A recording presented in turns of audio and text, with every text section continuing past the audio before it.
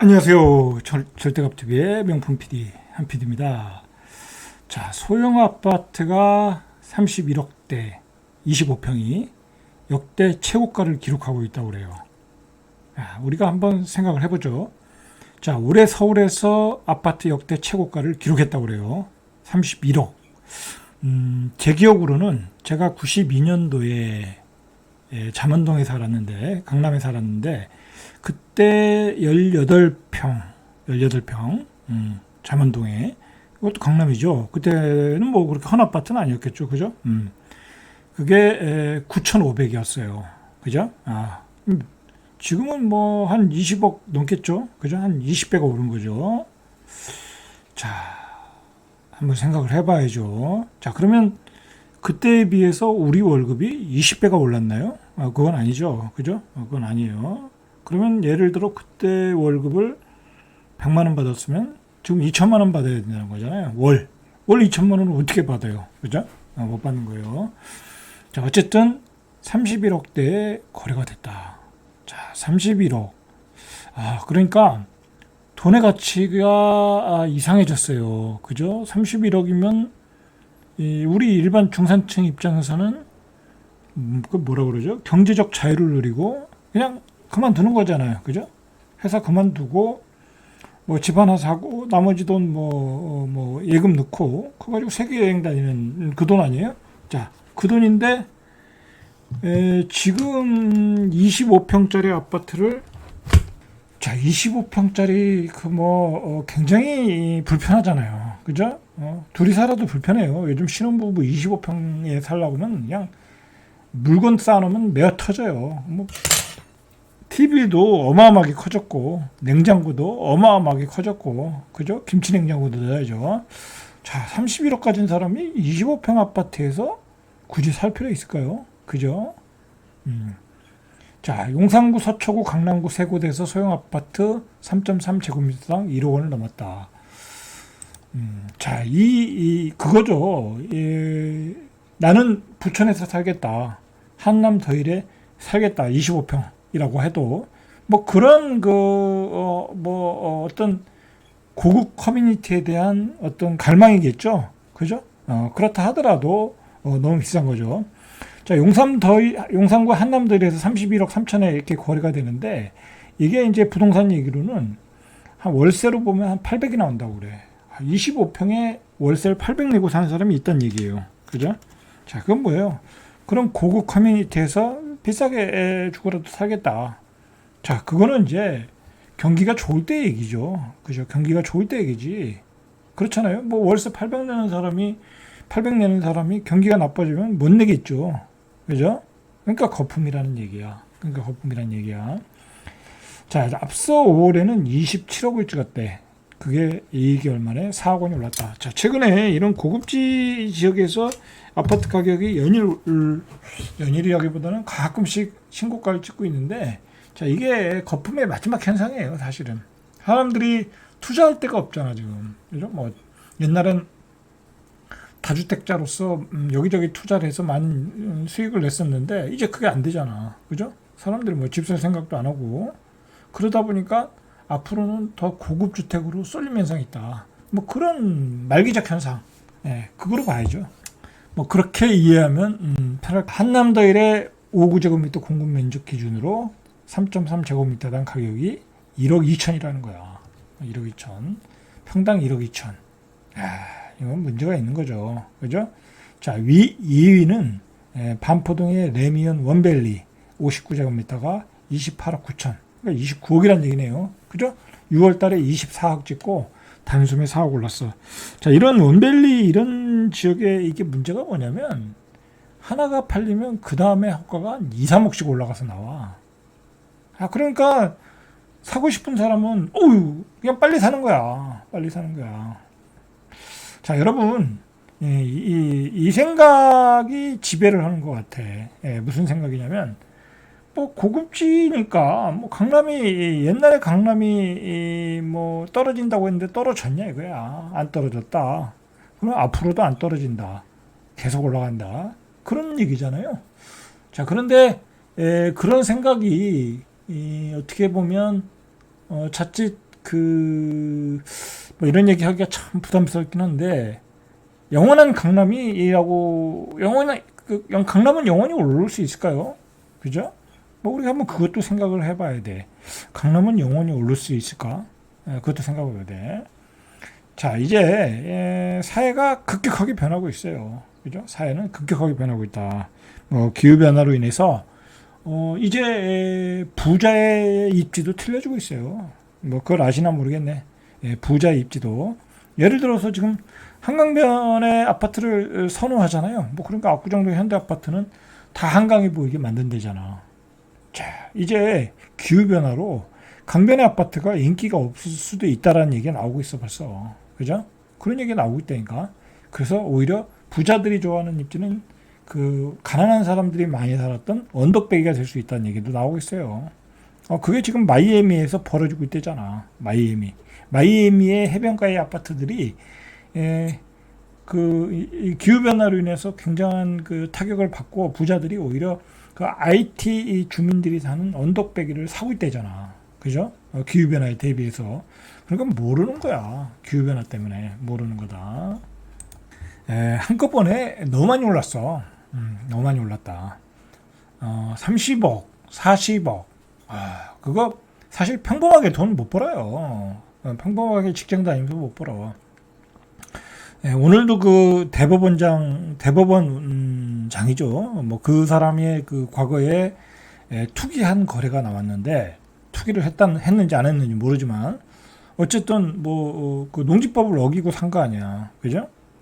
나는 그래요. 그 부자들이 지금 현재 재산을 이루고 그다음에 어떤 그 권력을 쥐고 있는 사람들이 뭐 순수히 월급만 가지고 벌었겠어요. 그죠? 뭐 그 자리에 앉아 있으면서 어떤 그 좋은 자리에 앉아 있으면서 여러 가지 정보를 듣잖아. 그죠? 그런데 투자하면서 재산을 뻥튀기면서 다 부자가 된 거야.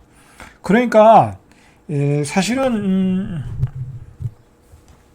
이런 31억, 40억이 우리 이 평범한 사람 입장에서 열심히 노력해서 재산을 일구는 사람 입장에서는 도저히 불가능한 금액이잖아요. 그죠? 불가능한 어떤 뭐 특별히 잘나지 않는 한 불가능한 금액이라고. 근데 말 그대로 뭐 대법원장의 그런 경우를 보더라도 이런 그 권력층에 있는 사람들, 그 다음에 재산을 이룬 사람들은 다 어딘가에서 뻥튀기 해가지고 온 거야. 그러니까 25평 아파트에도 31억씩 질러대는 거야. 예? 그죠? 그런 거야, 사실은. 이게 거품이냐 아니냐를 떠나서 이런 가격에 사고 있다라는 것은 그럴 만한 돈은 있다는 거잖아요. 그죠?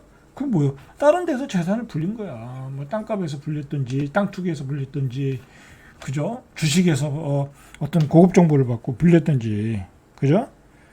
그러니까 이게 참 세상은 불공평한 게임이야. 그죠? 여러분들 이 불공평한 게임을 극복하기 위해서는 분명히 자기개발 노력을 하셔야 되는 거야. 그죠? 자, 그런 점이다. 우리가 알 수 없는, 그죠?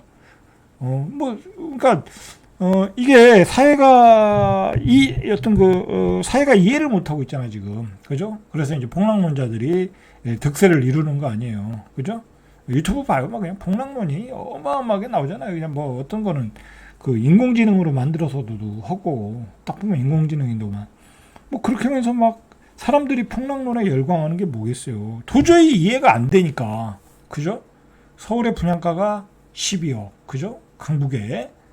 강남 분양가 20억은 인정하는데 강북의 분양가 12억은 인정이 안 돼. 왜냐면 강남은 40억이잖아. 분양 받으면 따블이 나오니까 그건 그렇다 치더라도 강북의 12억도 인정이 안 되니까 뭐 다 자포자기 할 수밖에 없죠. 그죠? 뒤에서 이야기하겠지만, 그러니까 젊은 애들이 결혼을 56%가 포기하고 있다라는 거야.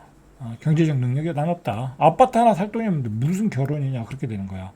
자, 송파구에서도 20억 가까운 거래가 나왔다라는 거야. 8월 8일에 잠실동 잠실 엘스에서 19억 5천. 뭐 송파 잠실에서 5제곱미터에 19억 5천에 살 필요가 있을까요? 저는 잘 모르겠어요. 그죠? 뭐 아이를 데리고 여기서 무슨 행복감을 느낄 수 있을까?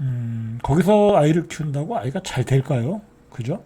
뭐 여러 가지 생각이 들어요, 좀. 우리가 요즘 이제 그 폭락론이 특세를 이루고 그런 데는 다 배경이 있는 거야. 뭐 그냥 허무맹랑한 이야기를 안 하는 게 아니야 이게. 여러분, 우리나라의 수출의 시장의 반 이상이 이따 뒤에서 보겠지만 중국이라고. 근데 중국은 어떻게 보면 자본주의로 가는 방향을 포기했어요. 얘는 포기했다니까. 시진핑이 얘기하잖아. 인내하라고. 그죠? 그리고 부는 공평해야 되겠다. 뭐 지나치게 자본주의화로 가다 보니까 부가 불균형됐다. 그러면 중국의 공산주의 체제가 흔들린다.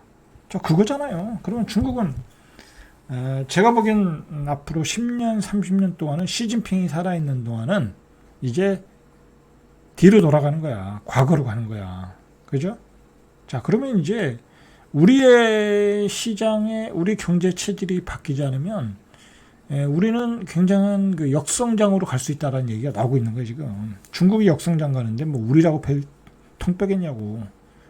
자, 그러면 그렇게 역성장으로 간다고 하면 우리 부동산 시장, 그동안 우리 경제 성장과 함께 피크치를 쳤던 부동산 시장은 거품이 거칠 수밖에 없는 거죠. 그죠? 뭐 이거 당연한 거 아니에요. 그죠? 당연한 건데 뭐 요즘은 사실상 그 사람들이 투자할 생각도 없어. 옛날에는 몇 년 전에는 막 여기저기 투자하겠다고 뭐 사람들이 굉장히 막 지방도 다니고 그랬잖아요. 요즘은 다니지도 않아요. 뭐 그런 거 관심도 없고 진짜 유튜브를 보면 알아요. 소위 그 폭등론자들의 유튜브를 보면 별로 시청 조회수가 안 나와. 관심이 없다는 얘기야. 일반사람 다 뻔한 얘기 아니야. 그러니까 그나마 돈 있고 그동안 투자에 성공했던 사람들은 다 집을 정리해서 마지막으로 강남을 사고 있는 거야. 그게 말견상이지. 근데 중요한 건 우리 경제는 역성장으로 들어갔다라는 거야. 역성장. 응? 중국이 이 디프레이션 공포로 가고 있고, 중국은 이게 거대한 그 중국이 움직이는 방향은 앞으로 30년 동안 시진핑이 살아있는 동안은 돌릴 수가 없는 거야. 여러분 이런 얘기는 안 해. 누구도 안 한다니까. 이런 부정적인 얘기를 하면 뭐 우리 경제가 돌아가겠어요? 근데 이게 이제 세계의 그 경제와 세계의 정치 어떤 그 구도를 보면 지금 뭐 세계의 문제거리가 뭐예요? 푸틴이잖아. 문제는. 응? 푸틴이잖아. 그죠? 우크라이나 전쟁. 그죠? 그게 세계의 가장 큰 골칫덩어리잖아. 근데 그 전쟁이 누구 때문에 일어났어요? 푸틴의 그 뭐라 그럴까요? 러시아 제국주의 열망. 그것 때문에 일어난 거잖아요. 그죠? 그 한 사람 때문에. 그러면 중국도 마찬가지야. 아, 이건 아니야. 그죠? 지금까지 왔던 중국의 방향을 좀 돌려야 되겠다. 뭐 그거는 역사를 거스를 수가 없는 거라고. 그 사람이 시진핑이 죽지 않는 한 돌릴 수가 없는 거라고. 그러면 우리도 경제를 조금 다시 생각해야 된다. 그러면 지금까지 왔던 방향에 문제가 있다. 속도에 문제가 있다. 그렇게 봐야 된다는 거지. 자, 보세요. 1월부터 우리나라 최대 수출국은 중국이야. 7월까지. 대중국 수출액이 701달러. 2위가 미국이에요. 644달러. 자, 뭐 경기가 안 좋으니까 미국 수출이 1.1%가 줄었대. 대중국 수출은 25.9%가 줄었대. 여러분, 이렇게 줄었다니까. 수출 1위국이.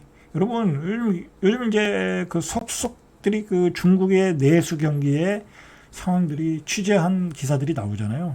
그 까르푸 기사 보세요. 그냥 텅텅 비었어, 사람들이. 그냥 물건도 가대에 채워놓지 못하고 있더라고. 소비가 안 되는 거야, 소비가. 이 나라. 뭐 이 나라가 소비의 그 25%, 그죠? 소비의 경제의 25%죠. 그게 부동산인데, 부동산이라는 게 뭐예요? 이게 거품으로 올라간 거잖아. 그죠? 거품 투기로 올라갔던 건데, 이제 시진핑이 그걸 못하게 하잖아. 자, 그래서 경제학회에서 나온 보고서에 의하면 우리나라도 0%대로 떨어질 거라는 거야. 경제 성장률이. 여러분 0%대로 떨어지면 우리 디프레이션으로 간다는 거야. 사람들이 0%대 간다는 게 뭐예요? 소비를 안 하겠다는 얘기잖아. 그지? 자, 미국은 2010년 총 요소 생산성이 경제 성장률에 기여한 비중이 45%에 대해. 그러니까 이게 생산성이라는 게 그렇게 중요한 거야. 그래서 그 생산성이 좋아지면 경제가 성장하는 거라 이거야. 그게 45% 기여했는데 한국 생산성 성장 기여도는 마이너스 4%. 미국은 막 혁신 기업들이 막 나오잖아. 그러니까 생산성이 좋아지는데 우리는 혁신 기업이 뭐가 있어요? 그죠? 없지. 뭐 2차 전지 뭐 그 정도밖에 없잖아요. 뭐 반도체는 맨날 메모리에서 1등이지. 비메모리는 뭐 맨날 뭐 파운드리 공장 만들어서 설계한 거 파는 거지. 혁신적인 건 아니잖아. 그렇다고 인터넷 기업들이 무슨 세계 나가서 돈 버는 것도 아니고, 그죠? 자, 이렇게 되니까 생산성이 떨어져서 우리는 오히려 역성장을 하고 있을 거라는 거야. 그 얘기가 나오는 거예요, 지금. 거기다가 우리 같은 경우에 아니라 전 세계 문제죠. 저출생, 고령화 현상, 그죠? 그러니까 우리는 커다란 그 쓰나미급 문제를 지금 닥치고 있어.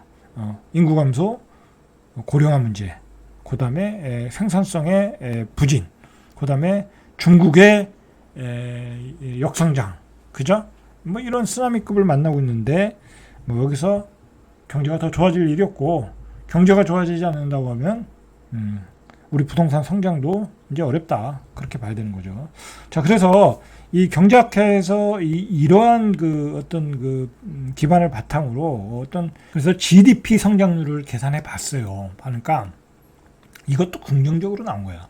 2030년이면 뭐 인구가 부산만한 도시가 하나 없어질 텐데 일단 성장률이 1.68, 그리고 2040년도에 0%대, 2050년도에 0.89, 그죠? 이렇게 계속해서 떨어진다는 거야. 이것도 긍정적인 거지.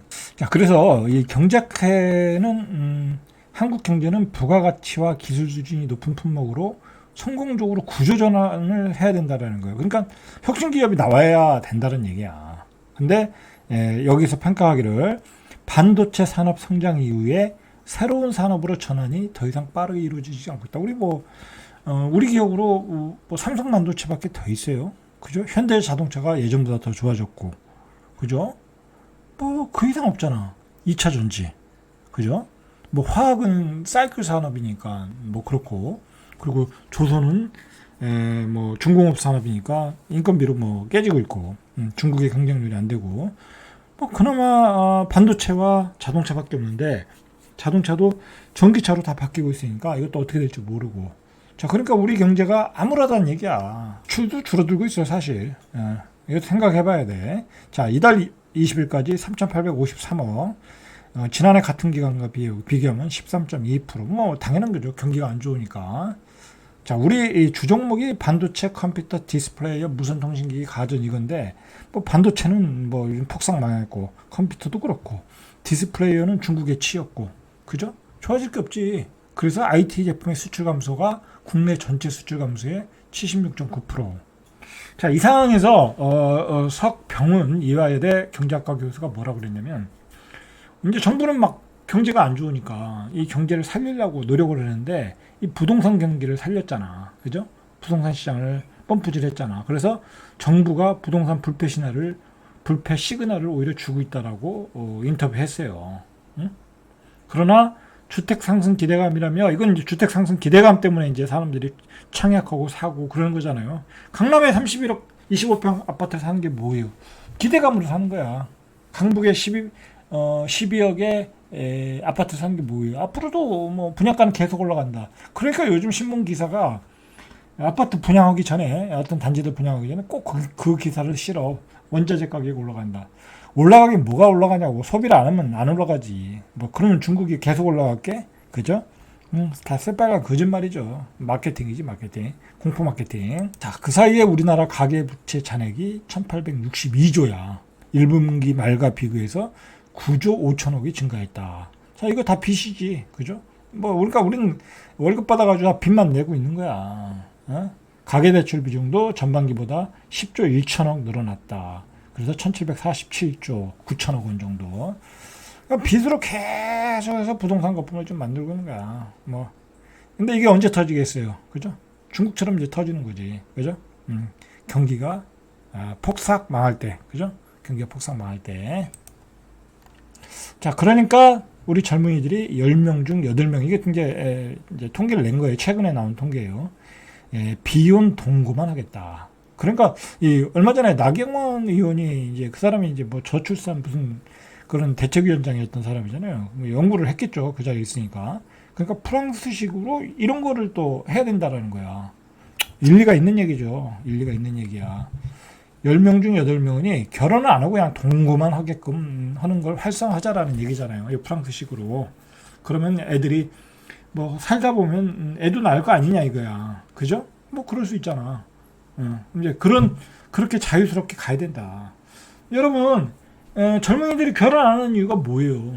이제는 애들이 뭐 저기 시어머니 보고 시아버지 보고 저기 뭐 시댁 가고 그런 거 싫어한다니까. 그런 거 싫어해요. 뭐 그리고 명절 때 서울에서 부산까지 가고 요즘 누가 그래? 그죠? 잘 안 하려고 한다니까. 그래서 결혼 안 해.